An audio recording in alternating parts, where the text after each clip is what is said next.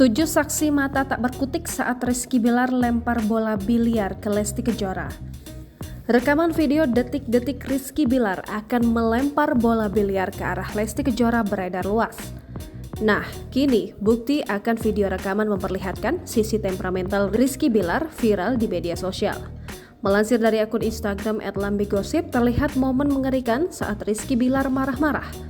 Bak tak bisa lagi mengontrol emosi, Rizky Bilar memakai kaos biru dengan celana jeans hitam, terlihat mengambil bola biliar dari mejanya. Lalu dalam hitungan detik, Bak coba melempar ke arah Lesti Kejora tepat ada di depannya. Untungnya, Rizky Bilar terpleset dan membuat lemparan bola biliar mengarah ke kolam. Diketahui kejadian tersebut disaksikan oleh 7 orang yang diduga merupakan karyawan Lesti dan Bilar.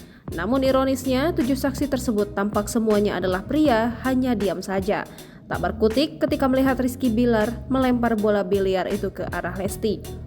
Hanya satu pria saja yang kemudian terlihat menahan Rizky Bilar dan berusaha menjauhkan Bilar dari Lesti Kejora ketika Lesti Kejora mendekat ke arah mereka. Sayangnya, dalam rekaman tersebut tidak ada suara yang ditangkap, di mana tak diketahui penyebab dari pertengkaran tersebut. Jangan lupa subscribe, share, komen, dan like ya!